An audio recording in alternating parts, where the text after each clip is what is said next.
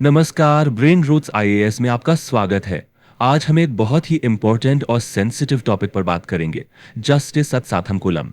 ये एक ऐसा लैंडमार्क केस है जिसने इंडिया के जस्टिस सिस्टम को उसकी नींव तक हिला कर रख दिया था। तो चलिए इस टॉपिक में गहराई से उतरते हैं। सबसे पहले ये समझना जरूरी है कि हम जिस प्रॉब्लम की बात कर रहे हैं उसका स्केल कितना बड़ा है। आपके सामने एक नंबर है 2739। ये number national human rights commission यानी एनएचआरसी के द्वारा रिपोर्ट की गई कस्टोडियल डेथ्स का है हाल के कुछ सालों में। जरा सोचिए, इतने लोगों ने पुलिस कस्टडी में अपनी जान गंवाई है। लेकिन इन नंबर से भी ज्यादा शॉकिंग बात क्या है पता है? वो ये है कि इन डेथ्स के लिए कन्विक्शंस यानी दोषियों को सजा मिलना ऑलमोस्ट अनहर्ड ऑफ है, न के बराबर। और इसी वजह से जो केस हम आज डिस्कस कर रहे हैं वो इतना ज्यादा सिग्निफिकेंट हो जाता है। तो चलिए इस पूरे क्राइसिस को एक रियल लाइफ केस स्टडी के थ्रू समझते हैं। ये कहानी है पी जयराज और उनके बेटे जे बेनिक्स की, जो तमिलनाडु के सथानकुलम शहर से थे। तो इस पूरी कहानी की शुरुआत कहां से हुई? साल 2020 देश में कोविड-19 लॉकडाउन लगा हुआ है और पी जयराज की एक मोबाइल एक्सेसरीज की दुकान बस आरोप के मुताबिक लॉकडाउन के टाइम से कुछ मिनट ज्यादा खुली रह गई। बस इतनी सी बात, एक छोटा सा अलेज्ड वायोलेशन। लेकिन इस छोटी सी बात का अंजाम कितना भयानक था वो देखिए। शाम 7:45 बजे पी जयराज और जे बेनिक्स को पुलिस कस्टडी में ले जाती है। रात 10 बजे तक पुलिस स्टेशन के बाहर खड़े उनके रिश्तेदारों को अंदर से चीखने की आवाजें आती हैं। यह ब्रूटल असॉल्ट लगभग 7 घंटे चलता है और सुबह 3 बजे खत्म होता है। अगले ही दिन दोनों को हॉस्पिटल में डेड डिक्लेयर कर दिया जाता है। जब इस केस की जांच सीबीआई ने की तो जो सच सामने आया वो रोंगटे खड़े कर देने वाला था। फोरेंसिक एविडेंस से पता चला कि दोनों विक्टिम्स के शरीर पर 18 गंभीर चोटें थीं।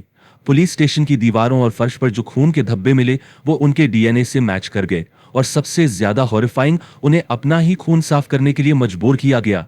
सबूत मिटाने के लिए खून से सने कपड़े तक फेंक दिए गए। कोर्ट ने साफ कहा कि यह एक क्रिमिनल कॉन्स्पिरेसी थी, यानी एक सोची समझी आपराधिक साजिश। और इन्हीं सबूतों के बेस पर कोर्ट ने एक ऐसा फैसला सुनाया जिसे लैंडमार्क कहना भी शायद कम होगा, एक अकाउंटेबिलिटी का मोमेंट। मदुरई की कोर्ट ने एक अनप्रेसिडेंटेड यानी अभूतपूर्व कदम उठाते हुए इस कस्टोडियल मर्डर के लिए जिम्मेदार 9 पुलिस पर्सनल को डेथ सेंटेंस, मौत की सजा सुनाई। अपने जजमेंट में कोर्ट ने एक बहुत ही पावरफुल मेटाफोर का इस्तेमाल किया। उन्होंने कहा the fence was held accountable for eating the crop. इसका मतलब क्या है कि जिस बाड़ को खेत की रक्षा करनी थी वही खेत को खा गई, यानी जब रक्षक ही भक्षक बन जाए। यह लाइन पब्लिक ट्रस्ट की उस गहरे बिट्रेयल को दिखाती है। अब इस डेथ सेंटेंस को जस्टिफाई करने के लिए जज ने एक बहुत इंपॉर्टेंट लीगल प्रिंसिपल का सहारा लिया। यह है रेयरेस्ट ऑफ रेयर डॉक्ट्रिन। तो यह है क्या? देखिए, यह doctrine Bachchan Singh versus state of Punjab case में एस्टैब्लिश हुई थी। इसके मुताबिक डेथ पेनल्टी सिर्फ उन्हीं एक्सेप्शनली ब्रूटल, क्रूअल और डायबॉलिकल क्राइम्स के लिए दी जा सकती हैं जो सोसाइटी की कलेक्टिव कॉन्शियंस यानी सामूहिक चेतना को बुरी तरह से झंझोड़ कर रख दें। तो अब सवाल यह उठता है कि कोर्ट ने इस पर्टिकुलर केस को रेयरेस्ट ऑफ रेयर क्यों माना? कोर्ट ने इसके लिए 4 सॉलिड रीजंस दिए। चलिए इनको एक एक करके समझते हैं। पहला, एग्रीवेटिंग सर्कमस्टेंस। जो आरोपी थे वो आम लोग नहीं बल्कि पब्लिक सर्वेंट्स थे जिनका काम ही नागरिकों की रक्षा करना है। दूसरा, विक्टिम वल्नरेबिलिटी। विक्टिम्स बिल्कुल निहत्थे थे, एक टोटल स्टेट ऑफ हेल्पलेसनेस में। तीसरा, एक्सट्रीम पावर इम्बैलेंस। यह क्राइम पुलिस स्टेशन के अंदर हुआ जहां पावर पूरी तरह से पुलिस के हाथ में थी। और चौथा, प्रीमेडिटेटेड वेंजेंस। कोर्ट ने यह माना कि यह कोई गुस्से में हुआ हादसा नहीं था बल्कि बदला लेने की भावना से किया गया एक सोचा समझा एक्ट था। और यहां सबसे बड़ी आयरनी, सबसे बड़ा विरोधाभास यह है कि इतनी बड़ी ट्रेजेडी तब हुई जबकि इसको रोकने के लिए हमारे पास पहले से ही काफी स्ट्रॉन्ग लीगल सेफगार्ड्स मौजूद हैं। चलिए इस कॉन्स्टिट्यूशनल शील्ड पर नजर डालते हैं। देखिए, हमारा कॉन्स्टिट्यूशन हर सिटीजन को 3 non negotiable pillars of protection देता है। पहला है आर्टिकल 20, जो है प्रोटेक्शन अगेंस्ट सेल्फ इंक्रिमिनेशन। मतलब किसी को भी टॉर्चर करके उससे उसी के खिलाफ कन्फेशन नहीं करवाया जा सकता।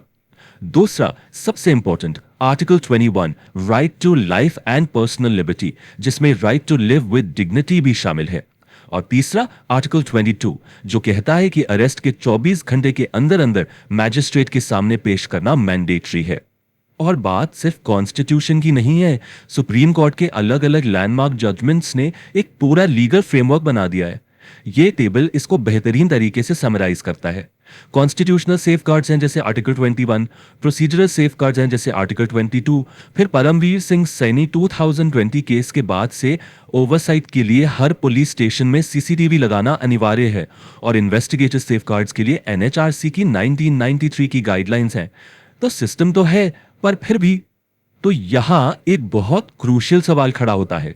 एक वर्डिक्ट आ गया, एक केस में जस्टिस हो गया, लेकिन क्या एक फैसले से पूरा सिस्टम ठीक हो जाता है? चलिए आगे बढ़ते हैं और देखते हैं कि सिस्टम में गैप्स कहां पर हैं।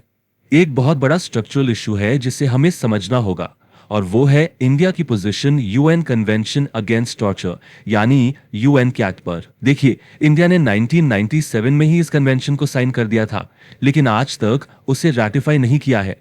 अब समझिए, साइन करना सिर्फ एक इंटेंशन शो करता है, लेकिन रैटिफाई करने से वो उस देश पर लीगली बाइंडिंग हो जाता है। और इसे रैटिफाई ना करने का सीधा सीधा नतीजा ये है कि हमारे डोमेस्टिक लॉ में torture as a specific crime defined ही नहीं है। उसको पनिश करने के लिए कोई स्टैंड अलोन लॉ नहीं है, और यही एक बहुत बड़ा लीगल लूप होल बन जाता है।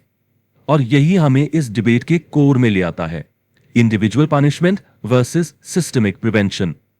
एक वर्डिक्ट जैसा इस केस में हुआ वो एक के लिए जस्टिस है, लेकिन एक कानून वो सबके लिए प्रोटेक्शन है। ये पूरा एनालिसिस हमें एक आखिरी बहुत ही थॉट प्रोवोकिंग सवाल पर लाकर छोड़ देता है। सवाल ये है कि जब पुलिस को डेथ पेनल्टी दी जाती है तो क्या इसका असली मकसद सिर्फ उन इंडिविजुअल्स को सजा देना है, या फिर इसका बड़ा मकसद स्टेट पर, सिस्टम पर, जनता के टूटे हुए विश्वास को, पब्लिक फेथ को रिस्टोर करना है? इस पर सोचना बहुत जरूरी है। अगर आपको यह लेक्चर हेल्पफुल लगा तो लाइक, शेयर और चैनल को सब्सक्राइब जरूर करें।